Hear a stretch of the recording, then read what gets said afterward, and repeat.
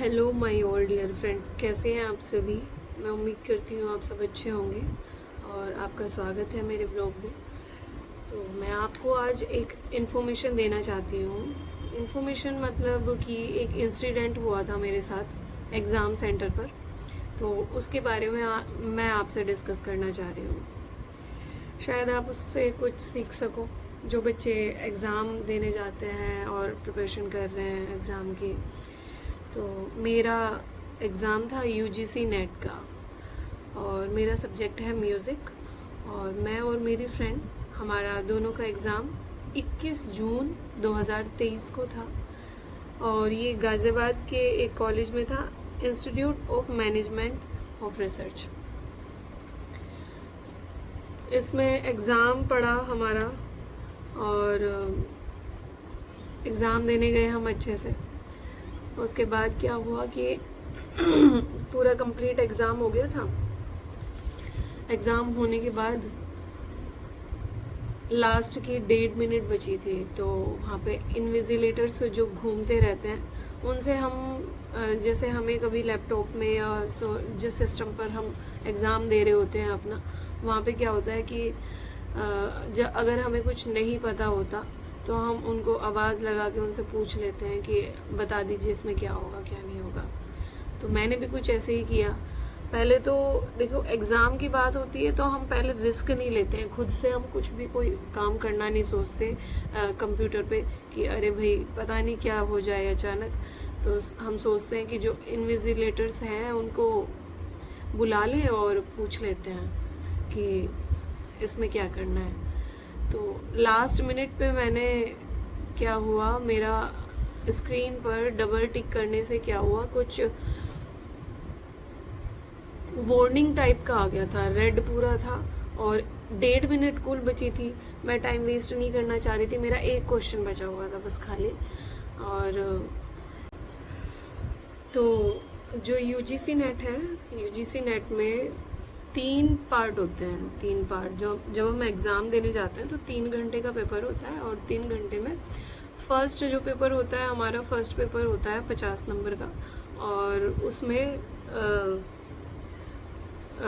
ये जीके वगैरह, maths, reasoning, science के थोड़े बहुत, मतलब 12 सब्जेक्ट कुल मिला के होते हैं, उससे मिला के जनरल पेपर होता है। मतलब सब के लिए इक्वल होता है, चाहे किसी का कोई भी मेन सब्जेक्ट कुछ भी हो, और ये कॉमन होता है सबके लिए एग्ज़ाम में। और सेकंड पार्ट होता है हमारा म्यूज़िक का, उसके भी 2 पार्ट होते हैं, 75 का एक पार्ट और 25 का एक पार्ट। तो मतलब जिसका, जैसे मेरा सब्जेक्ट म्यूज़िक है तो मेरा म्यूज़िक का होगा, किसी का साइकोलॉजी है सब्जेक्ट तो उसका साइकोलॉजी का होगा।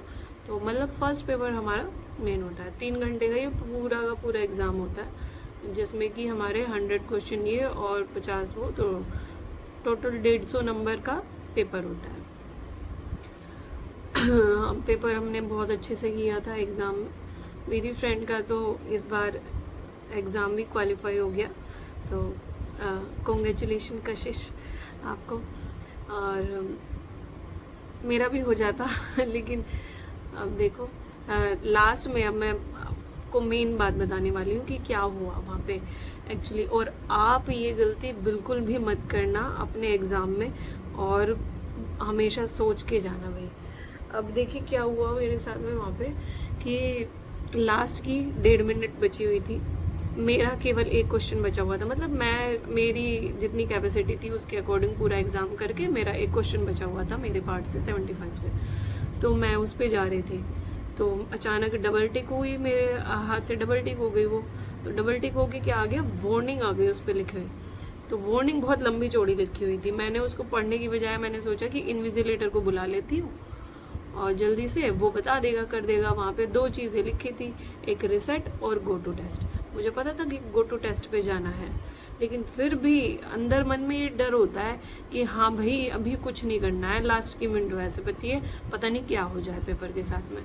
पेपर देने वैसे आए हैं और मैंने बुलाया, एक लड़की आई फिर इन्विजिलेटर को, जिसको मैंने बुलाया तो एक लड़की आई। भाई वो लड़की मेरे ख्याल से 12th पास करके आई होगी और ग्रेजुएशन में उसने एडमिशन लिया ही होगा बस खाली। उसको बिल्कुल भी कोई नॉलेज नहीं थी, देखने से पता चल रहा था। लेकिन फिर भी अब खुद तो मैं करना नहीं सोच रही थी, मैंने सोचा, मैं कहा आप देखिए इसमें क्या हो गया, अचानक ये वार्निंग क्यों आ गई। उसने भाई बिना चेक करे सीधा रिसेट पे, और मेरे बोलने से पहले जैसे ही कि वो आई ना, मैंने एकदम बुला लिया था। मैंने भी जो ऑप्शन देखा था रिसेट का और गो टू टेस्ट का, वो आने के बाद देखा। मैं बोल रही हूँ कि मैम शायद इसमें गो टू टेस्ट होगा ना, तो उसने गो टू टेस्ट नहीं किया, उसने सीधा रिसेट कर दिया। और रिसेट करने से क्या हुआ कि मेरा पूरा पेपर उड़ गया।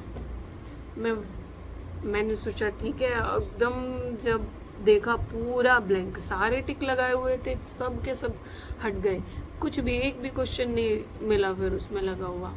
मैं वहीं पे चिल्लाने लग गई, ये क्या हो गया, ये क्या किया आपने। भाई मैं उस पर गुस्सा तो इतना तगड़ा आ रहा था, बहुत तेज़ आया था सच्ची में। वहाँ पे मैं चिल्लाने लग गई, वहाँ पे सारे के सारे जितने भी थे वो वहाँ के टीचर वगैरह वो सारे पहुँच गए, मैम क्या हुआ, हम आपकी प्रॉब्लम सॉल्व करेंगे, फुलाना ढिपकाना, ये सारी चीज़ें बोलने लग गए। फिर उसके बाद मैं रोने भी लग गई थी थोड़ा सा वहाँ पे। अब सीधी सी बात है, आप एग्ज़ाम करके हटे हो और पूरा एकदम हो जाए भाई, आप एक साल से प्रिपरेशन कर रहे हो जिस पेपर की, और उसके साथ ऐसा हो जाए तो दुख तो होता ही है। चलो ठीक है, मेरे पास अभी टाइम है, मैं कर सकती हूँ, ये दिसंबर वाले आएगा एग्ज़ाम, ठीक है। बाय चांस मेरी जगह अगर कोई ऐसा बंदा होता जिसका लास्ट अटैम्प्ट होता ये जेआरएफ के लिए, क्योंकि नेट हम दे सकते हैं, नेट के लिए एज लिमिट नहीं है, लेकिन जेआरएफ के लिए तो एज लिमिट है ना। जेआरएफ के लिए बाय चांस कोई ऐसा बंदा होता जिसका लास्ट अटेम्प्ट होता और उसके साथ ऐसा हो जाता, तो वो क्या करते बताओ। मैं तो उस लड़की की भी गलती नहीं कहूँगी, क्योंकि उसको खड़ा ही कर रखा है बस खाली। मैं तो कॉलेज वालों की गलती कहूँगी कि भाई तुमने इतना ज़्यादा जिनको कुछ पता ही नहीं है वैसे बंदे क्यों खड़े करे हुए हैं। ऐसे ही किसी को भी खड़ा कर देते हैं, अपने बच्चों को खड़ा कर देते हैं। अरे भाई जिनको कंप्यूटर की नॉलेज हो उनको खड़ा करो, दिखाने के लिए क्यों खड़ा कर रहे हो तुम। तो वहाँ पे उसके बाद उन्होंने रिक्वेस्ट करी, मैम शांत हो जाइए, हम आपका सॉल्यूशन करेंगे, ये वो। भाई एक बंदे के लिए यूजीसी एग्ज़ाम नहीं दिलवाने वाला, दोबारा नहीं कराने वाला वो। अब तो उसका जो टाइम होगा फिर से दोबारा से फॉर्म आएंगे, फॉर्म फिल होंगे, एग्ज़ाम डेट आएगी तब जाके एग्ज़ाम होगा। ठीक है, मेरे लिए तो चलो ठीक है, मैं दे दूंगी, इस बार दे दूंगी दिसंबर वाला। लेकिन सोचने वाली बात है कि जिन बच्चों के पास लास्ट अटेम्प्ट बचता है और उनके साथ ऐसा हो जाए तो क्या करेंगे ये। फिर कुछ नहीं कर सकते। उसके बाद फिर वहाँ पे ये हमने एप्लीकेशन थी,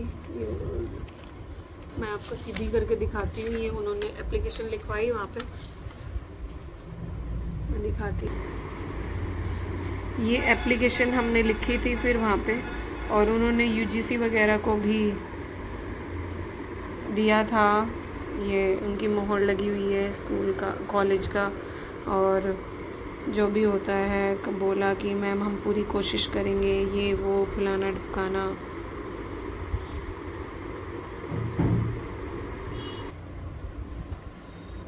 ये एप्लीकेशन थमा दी।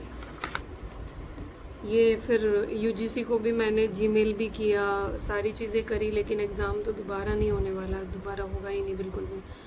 और अब तो बस दोबारा फॉर्म फिल होंगे तब जाके एग्ज़ाम होगा।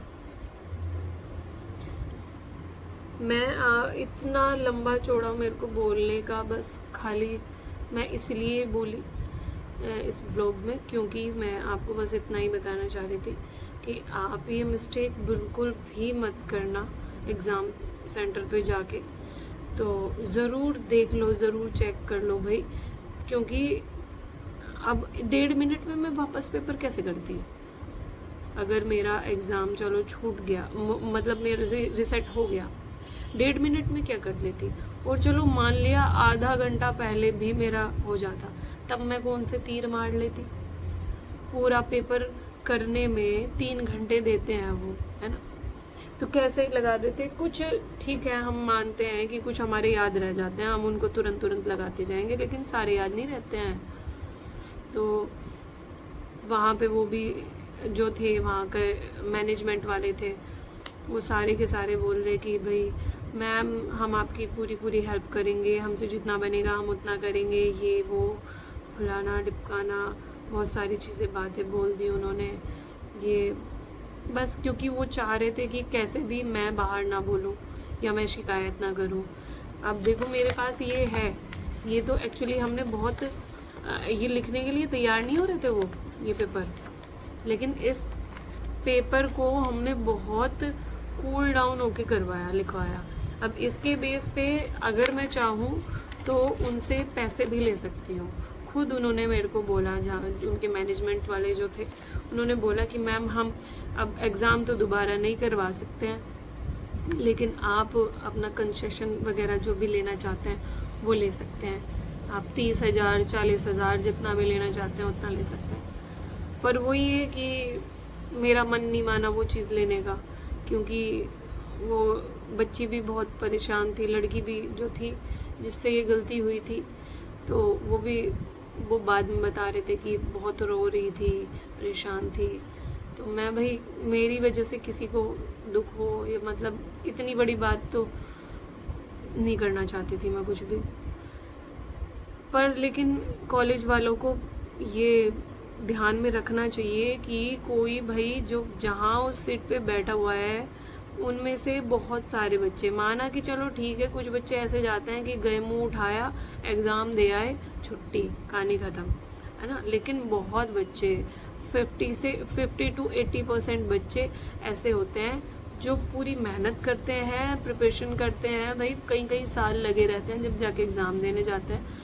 और चलो ये तो यूजीसी का था, अगर केवीएस का होता या एसआई का होता या फिर और सब्जेक्ट का और किसी जॉब का, गवर्नमेंट जॉब का एग्ज़ाम होता, तब क्या होता। क्योंकि वो तो एग्ज़ाम ऐसे ही निकलते हैं 3-3 4-4 साल में, बंदा वैसे ही इतनी मेहनत करता है। और बहुतों का तो सपना, जैसे एसआई का सपना होता है, केवी का सपना होता है, एनवीएस का सपना होता है, बहुत बच्चों के सपने होते हैं। भाई तुम 1 मिनट में पूरा बर्बाद कर देते हो।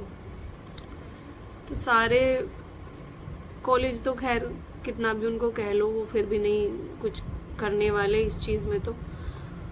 और पर लेकिन आप इस चीज़ का ज़रूर ध्यान रखें, क्योंकि करियर आपका ख़राब होगा, एग्ज़ाम आपका जाएगा। अब यहाँ पे किसी का भी कुछ लॉस नहीं हुआ, उन्होंने कह लिया, हमने सुन लिया, बस इतना हुआ, है ना। इससे ज़्यादा तो कुछ नहीं हुआ। मैंने 2-4 सुना दी या मैं 2 वहाँ पे आंसू बहा दिए, क्या हुआ, लेकिन उससे कुछ नहीं हुआ, ठीक है। अब मैं सोचती हूँ कि शायद वो मैं खुद ही पढ़ लेती, खुद ही कर लेती, तो कम से कम एक ही क्वेश्चन छूटता। मैं इस चीज़ के लिए मैं खुद सोच रही हूँ कि ये मेरी भी गलती रही कि मैंने क्यों नहीं पढ़ा, है ना। पर लेकिन वही है ना, हम सोचते हैं कि भाई वहाँ पे सामने जो है इन्विजिलेटर्स जो है वो किस लिए खड़े हुए हैं, वो हम बताने के लिए तो खड़े हैं। अगर किसी को नहीं पता है तो वो बताने के लिए खड़े हैं। लेकिन आपको खुद को भी सतर्क रहना पड़ेगा इस चीज़ के लिए, और आप ये कभी गलती मत करना। रिसेट पे तो भूल के भी मत जाना। अगर आप एग्ज़ाम दे रहे हो और रिसेट का ऑप्शन आ रहा है तो उस पर भूल के भी मत जाना। तो आप ये गलती बिल्कुल ना करें। तो ये सब हुआ था एग्ज़ाम में। चलो मैं अब आगे आपको ऐसी ही कुछ इन्फॉर्मेशन लेकर आती रहूँगी, आपको बताती रहूँगी। चलिए ठीक है, ओके बाय। सब इंजॉय करें, अच्छे से रहे। मिलते हैं नेक्स्ट ब्लॉग में, बाय।